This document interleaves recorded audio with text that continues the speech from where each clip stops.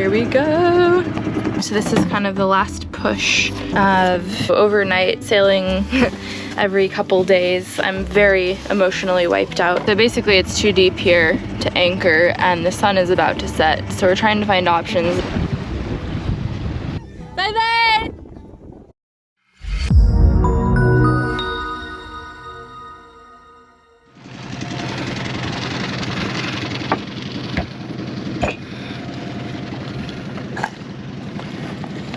So I have my bow thruster / auxiliary engine. Check it out, we are actually moving forward as Dan pulls us. This is amazing. Best service yet.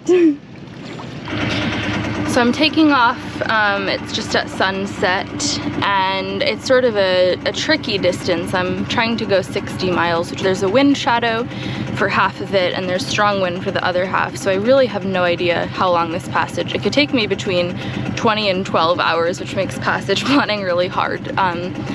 So I decided to leave at sunset. Right as I was leaving, I'm trying to get out between these two reefs, and my phone suddenly forgot where it was. So I don't have any charts, no satellite charts, no avionics charts, there's no light, so I can barely make out the reef. I just restarted my phone, it's finally restarting, so I'm gonna see if it's found where I am on the charts now.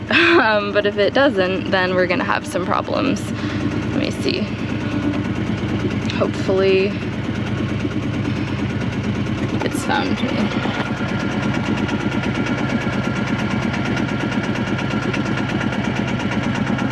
No, it doesn't even know where I am. Still, I can't leave like this. It's way too sketchy. Let me see if Offline Maps knows where I am. No. My phone is lost. My anchor is up and it's getting dark. This is not good. Now 65 miles, it's a really weird amount of miles for me to sail on the Gek because 50 is like a solid overnighter, leave at sunset, arrive at sunrise. So I guess the other reason it's a weird amount of miles to go is that I don't like to get into these places before Uhuru does because they're approached by a lot of canoes as soon as they arrive, and I also feel intimidated to show up as a woman clearly by myself on a boat in a country that has a reputation for sometimes being sketchy, and it just worries me to not have any backup. So they're leaving tomorrow morning and arriving in the evening, and I somehow need to time it out that I leave this evening and somehow arrive tomorrow evening. So my plan is that there's a big wind shadow that I have to pass through, so I'm going to sail to the wind shadow and then just reduce sail, lash everything off, and sleep the night, which will be awesome because then I won't be up all night sailing. I'm sort of wearing myself out with these overnighters. And then in the morning around 8, put the sails back up and finish sailing. Hopefully it'll be around 30 miles and get in, you know, maybe an hour or two before or right around when Uhuru gets in. So that's kind of the plan. All right, it found me, thank God. So I'm gonna go out of here, get a little room from the reef, and then up my main. Leaving in the evening like this is my least favorite time to go because it always takes me a while to get comfortable with the passage, and it means that it's gonna be dark before I'm offshore. It might probably be dark before I'm even out the pass, which I've never been through before. But in this case it was, you know, sometimes it's unavoidable. So last night I kind of just sat in one place. I think I only moved about 4 miles. As soon as I got to the wind shadow, the boat stopped moving and I was able to sleep for most of the night, which was very cool. Now it's 8 o'clock, I have 30 miles to go, and this is an awesome amount of time to do it. It's spitting rain a little bit. I'm totally in the wind shadow, so I have the engine on, but I wanted to show you my new waterproofing method for the tiller pilot. So for those of you who follow my channel closely, you know that this tiller pilot has been, you know, half the time it's broken, it's not waterproof, it's sort of something I have that I don't have. Sometimes I hand steer, sometimes I don't. Right now it's working really well, but since it's spitting rain, I wanted to protect it, but I realized that the leg of my rain pants is the perfect thing to put over it. So I've just snaked it through the leg of my rain pants and then put the body part of my rain pants over the body of this, and then also the wire goes through the other leg. So I just heard from Dan on my inReach, and he said that their ETA is around 5 o'clock this evening, which kind of lines up with what I've been aiming for. So I shook the 2 reefs out of the main. Now I have full main up, and I might have to put up more sail at some point, but I'm just gonna continue noodling along like this and see how it goes. The waves are way down because I'm starting to get into the lee of this island, which is very cool. It's been raining all morning, so it's kind of the nice thing about reducing sail and going slow is that I don't really have to worry at all. And since I have the tiller pilot on, I'm not fiddling with the wind vane every 10 to 20 minutes in the rain. I can just let the tiller pilot steer me in a straight course, even though the wind is kind of all over the place. As these clouds and squalls pass through, it's shifting like more than 90 degrees. So I'm just kind of chilling below and letting the outside stuff do its outside stuff, and the inside holly stays dry and warm and cozy. And I don't need to worry about the squalls or the lack of squalls or anything. It's very cool. 2 little boys in an outrigger canoe came out to my boat with this beautiful hand-woven basket full of nuts that they'd picked off a tree, and I ate all the nuts last night before I had a chance to show you guys. But they were some sort of, I don't know what they were actually. They tasted mildly coconutty, and they kind of had a skin that you squished off, and then the meat inside was white. But this basket is just absolutely beautiful. Update on the squished hatch hand. So this finger is pretty okay. This one, because the cut is on the knuckle, what I've done is just kind of immobilize it because I'm trying to give it a chance to heal. It's pretty deep, and every time I move this hand it reopens it again. So I took a page off of my when I bought my new kite, it came with a little manual, and the front page was a nice cardboardy type of material, so I took that off and bent it up and then just put some tape on it. And then I'm thinking if this guy can just, I'll probably immobilize it at night, keep the cut open because I don't want it to sweat, and then I'm putting Neosporin on it. Well, first I'm cleaning it with this, it's like a tea tree alcohol mixture, and then after I clean it with that, I've been putting Neosporin on it and just leaving it open. I feel like covering cuts doesn't make them heal faster unless you're in an environment you need to protect them from, but just being out here in the open ocean, I think I want it to get as much air as possible. I've made the mistake in the past of over cleaning my cuts because I know that in tropical places things get infected really easily, and I found that if I clean them too much they get infected more. So I'm just cleaning this guy twice a day, and I'll probably, like if I go for a swim, I'll rinse it off with fresh water and give it a spray of betadine or something, but I'm gonna try to be a bit more hands-off with it, and it shouldn't take more than a couple days to heal. I just want to give it 24 hours immobilized so that it can start to close up around the knuckle.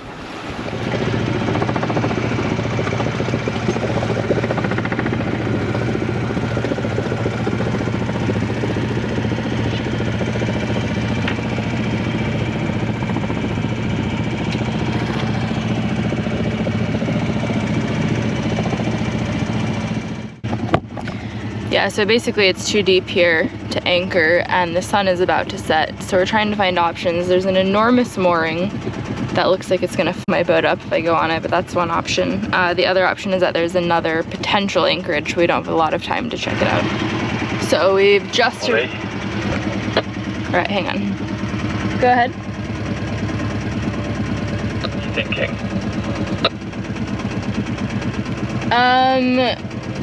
There's potentially a spot on the other side of the islands that are to the east of us, but it's hard to say until I get there that maybe I could go. Otherwise, I would pay to stay on the mooring or trade for something if that was cool with them. Or maybe I could side tie to you guys. I don't know, those are kind of my 3 thoughts. So we're slipping, so we don't have a comfortable enough hole to side tie. It might be worth, one option might be worth asking about the mooring, because I might be comfortable mooring here for a night, but on our own, but I wouldn't want to do it side tie because our anchor's skipping too. But I think that is an option, otherwise we're probably going to have to move. We don't have a whole lot of time.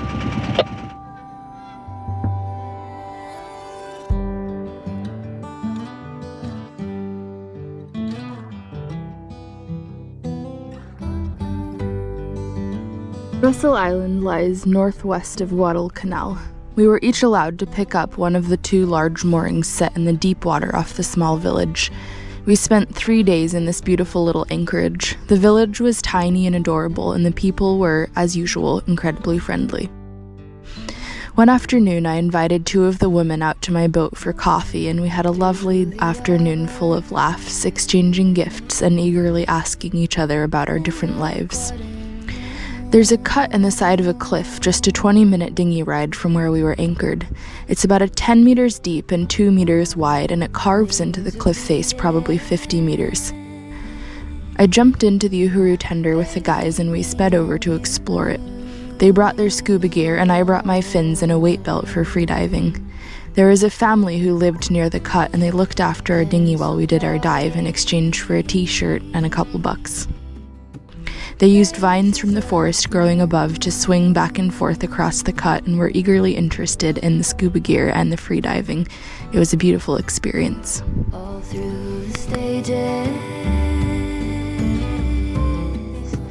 both becoming seen into.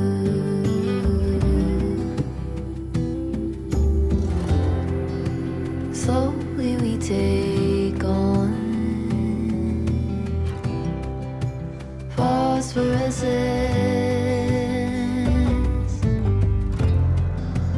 vivid in the bond, phosphorescence.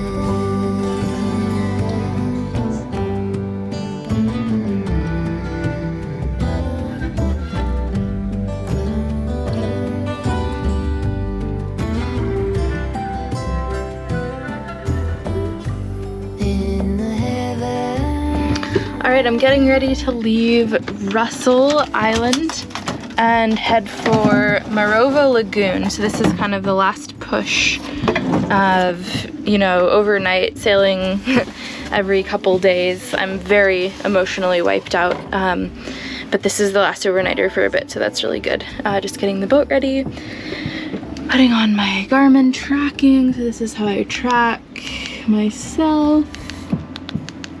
And this sends off a little tracking signal every 4 hours, and the only people who have my tracking are my family and close friends. I have a link with a password to a site, and then they can log on there with my password details and see where I am and send me messages and stuff. I don't do public AIS tracking. I don't actually transmit AIS at all, because it draws too much batteries. I can barely handle receiving AIS, which I do on this thing. I'm on a mooring, so that makes it easy.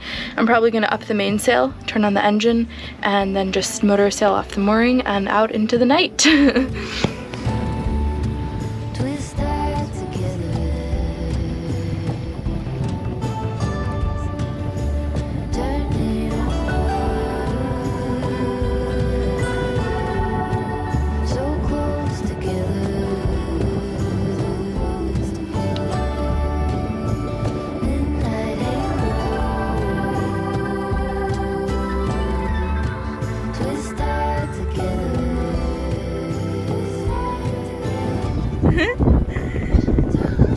Bye-bye! Thank you for having us!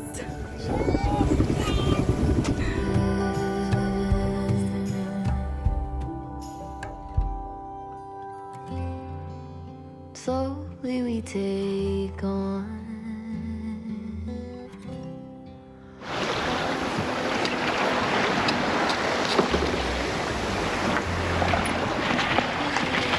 All right. Ooh, that's the moon. Oh, that's beautiful. So I've just come out the pass and put up the full sail. I'm still in the lee of the island, so the wind vane isn't really working yet, and the wind is still quite light because I'm in the wind shadow, but I'm already going 3-ish knots, so that bodes very well for what's to come on the other side of this island. Yeah, I have full sail, wind vane not holding ladder is making its annoying ladder noise, so I'm gonna have to retie that. And I made a thermos of tea before I left, so I'm gonna bust that out and have some food. Probably not really leisurely because I'm gonna be running back and forth between the tiller and whatever else I'm doing until I get out of the lee of this island and everything sort of fills in. But it looks like it's gonna be maybe some rain tonight, but it's like partially cloudy, but not too bad. Hopefully not socked in.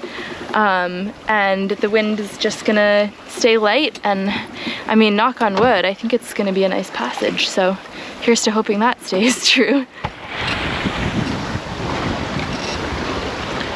So it's totally dark. The full moon is illuminating the cockpit a little bit, and I just heard this breathing sound by my boat, which totally freaked me out, and I realized I have a whole pot of dolphins swimming around my boat in the moonlight. I can just make them out.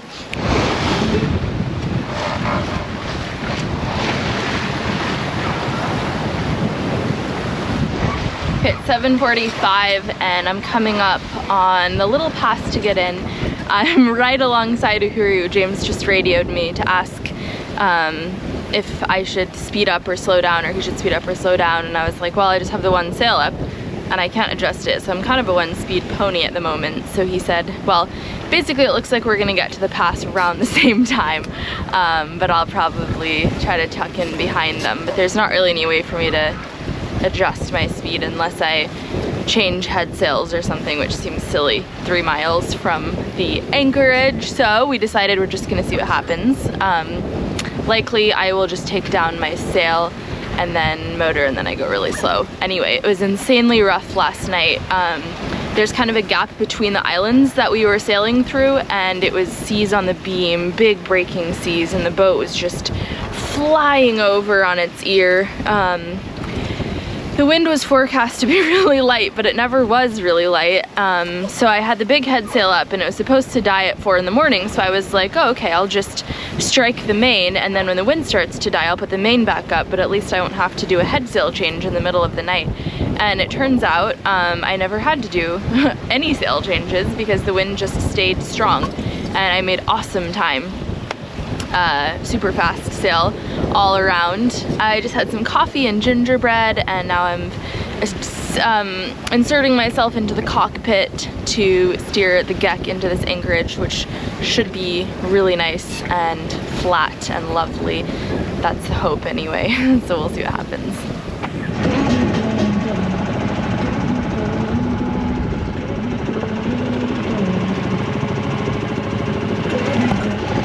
So there's a really shallow lip that you have to get over to get into this bay. There is a channel marker, which is cool. I have good satellite charts, and it has been done before. Also, Uhuru's going first, and they draw like twice as much as I do, so but it's always a little nerve-wracking to go over a really shallow area. So I just have a double reefed main up. I always like to have some sort of sail up when I'm motoring because I never quite trust my motor. And the double reefed main is small, and if something happens, at least I have a little bit of control, which will give me time to get the bigger sail up if I have to.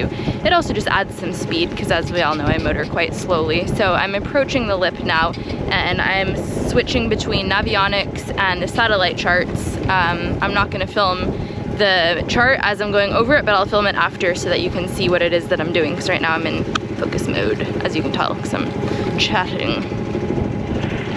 So James just called, and he said that the minimum depth they saw was 5 meters, and I think they draw something like 3, so that's always a little bit uncomfortable.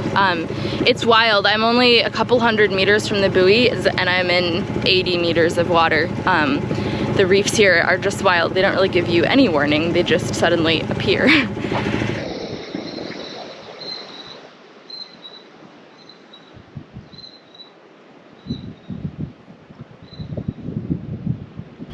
So I've just put down the anchor. Marovo Lagoon is famous in the Solomons for their beautiful carvings, and we all want carvings. So tomorrow all the carvers are going to make a market for us, and we're going to be able to go and check them out. This is a very beautiful like crystal clear water. I'm anchored in about 25 feet of sand, but the locals did say that there are crocs here.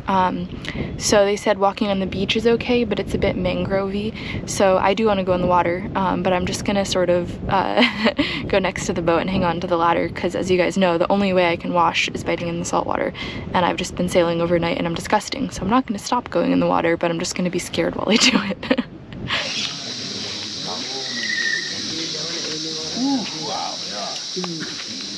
It's so pretty. Oh my gosh, that is high quality. Yeah. That is extremely high quality. Yeah. Shoot. I really like that one, but this one's quality is far superior. It is really beautifully done. Make this? This is you? Yeah. His name's Andrew. Andrew, this is, it's perfect. It's beautiful. It is really Perfect. What is in between the shell? Quality of this is unbelievable. How The tuna too. Yeah.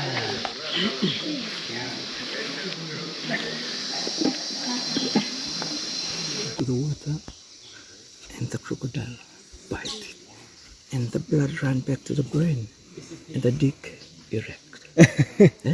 Yeah. You can hang it on the wall. Oh, Eh? yeah. I have a good price for you.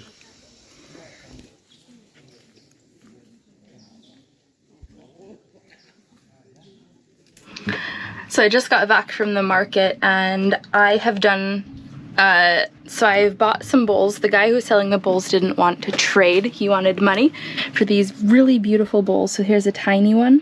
And this is nautilus shell. They said the nautilus is, they walk around on the beach and they wash up on the beach, and then they take them and they use their shells for these. I mean, look at this. It's just so gorgeous, the inlay. And you know, they had all these intricate carvings, but I wanted something that was practical. This is rosewood here, because I have a small boat, and so I don't have room for these giant, beautiful carvings, and these bowls are just so pretty. And then for a pair of fins, I traded for, this is ebony, and then the eyes they make out of a seashell that they find on the bottom. So this is a squid. I like him because he looks a little bit evil. This fish here with a nautilus shell eye, and he's pretty three-dimensional. Little dolphin.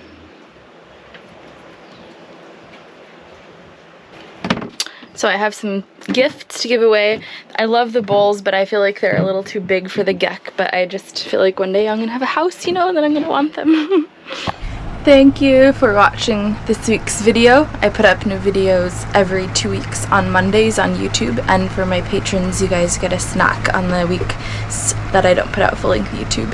Thank you so much to my patrons for supporting me and making this trip possible. If you'd like to become a patron, my Patreon is patreon.com/windhippie. And for one-time donations, I have a PayPal, paypal.me/windhippie. Thank you to everyone who donates to me and helps support my trip. I also have merchandise, all in the link below. So I'm back on the geck. It's so hot, so hot. We're on the dock, so we have shore power. I've got a fan, a shore power fan plugged in like this. It's like an opposite ventilation fan. It's just blowing air into the hatch, and I've just been sitting underneath it. It's so much more powerful than my wimpy little boat fans. It's just like the most amazing thing ever. Also, thank you guys for all of your lovely comments. I love reading them and responding to them, and thank you, Tish, for reminding me when I need to do another edit. And I think that's all for now. Geck is currently torn apart because I'm starting in on another refit while I'm here in Australia, and I have access to tools and boat parts and shore power and all of that fun stuff. So stay tuned for all of that. For my patrons, I'm gonna start doing some little snacks on some of the projects that I'm working on, and then on YouTube you guys will get to see that when I catch up with my footage, which will be soonish. Anyway, thanks for watching. Patrons, I'll see you next week, and YouTube people, I will see you in 2 weeks.